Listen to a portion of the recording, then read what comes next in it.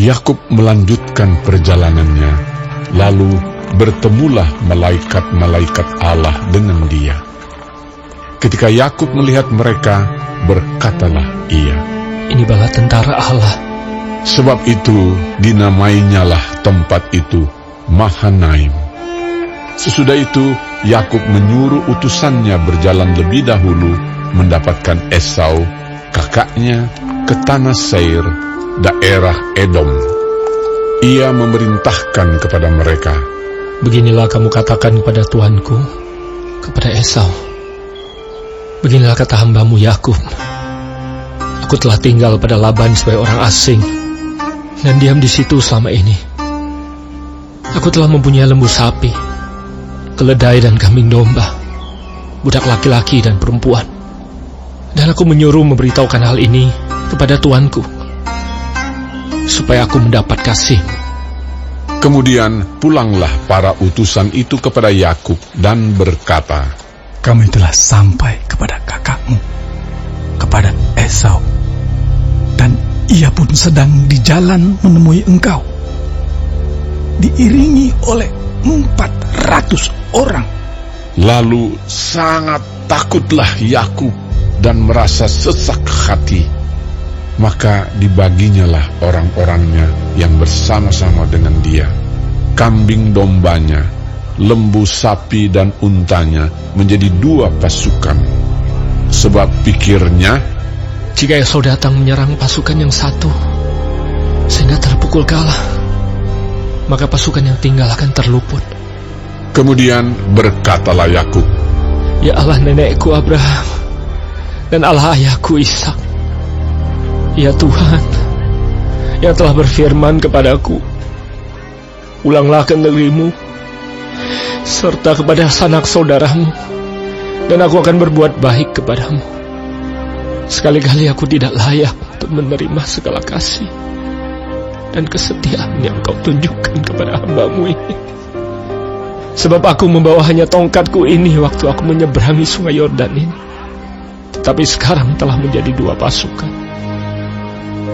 Lepaskanlah kiranya aku dari tangan kakakku, dari tangan Esau, sebab aku takut kepadanya. Jangan-jangan ia datang membunuh aku, juga ibu-ibu dengan anak-anaknya. Bukankah engkau telah berfirman, tentu aku akan berbuat baik kepadamu dan menjadikan keturunanmu sebagai pasir di laut, yang karena banyaknya tidak dapat dihitung. Lalu bermalamlah ia di sana pada malam itu. Kemudian diambilnyalah dari apa yang ada padanya suatu persembahan untuk Esau kakaknya, yaitu 200 kambing betina dan 20 kambing jantan, 200 domba betina dan 20 domba jantan, 30 unta yang sedang menyusui beserta anak-anaknya, 40 lembu betina dan 10 lembu jantan, 20 keledai betina dan 10 keledai jantan.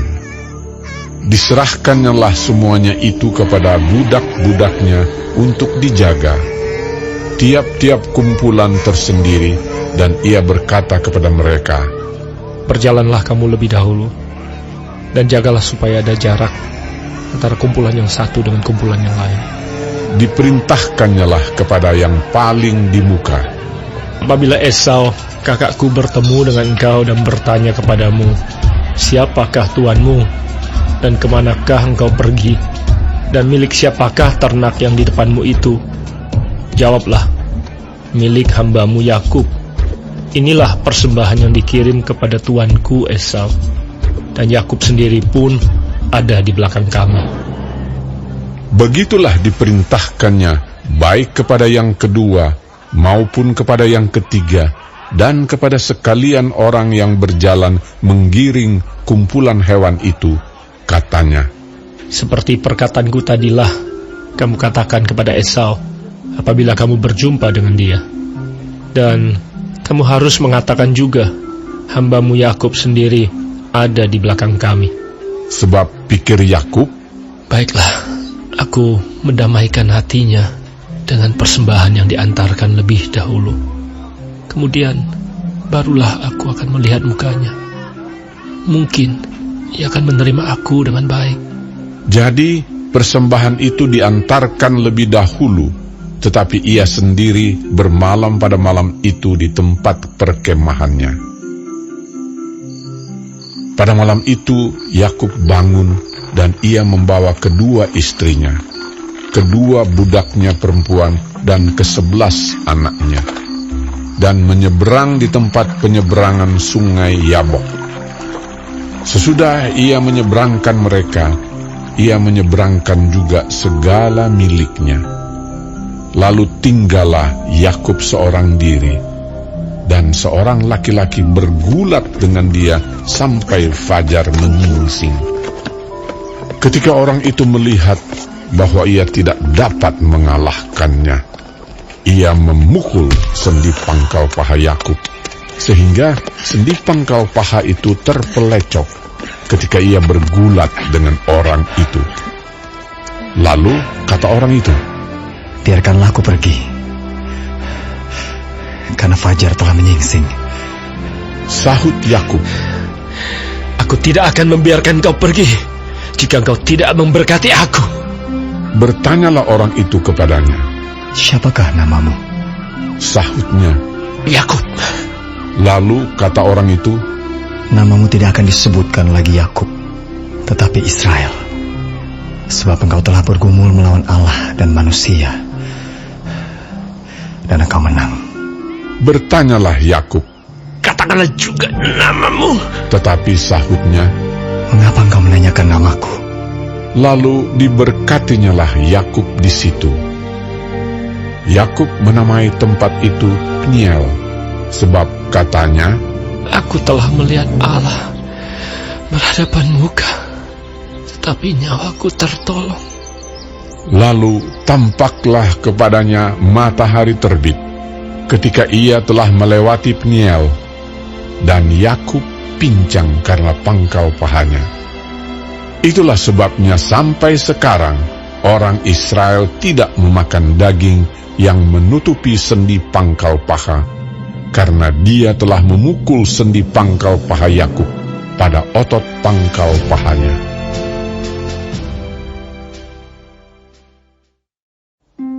Yakub pun melayangkan pandangnya, lalu dilihatnyalah Esau datang dengan diiringi oleh 400 orang.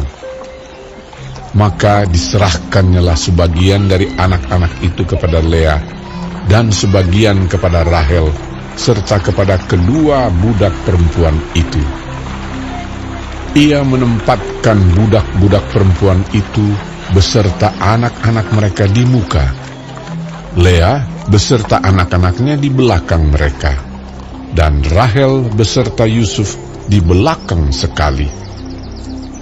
Dan ia sendiri berjalan di depan mereka, dan ia sujud sampai ke tanah 7 kali, hingga ia sampai ke dekat kakaknya itu. Tetapi Esau berlari mendapatkan dia, didekapnya dia, dipeluk lehernya, dan diciumnya dia. Lalu bertangis-tangisanlah mereka.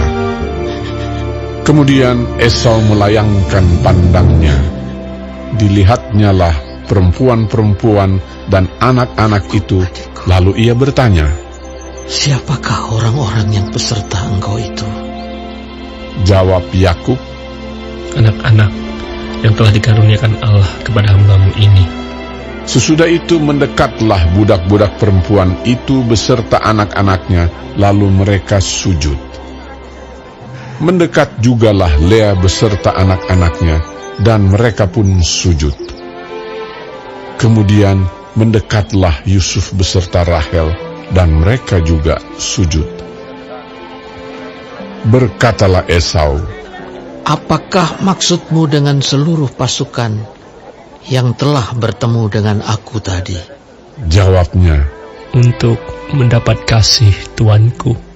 tetapi kata Esau, "Aku mempunyai banyak adikku. Peganglah apa yang ada padamu."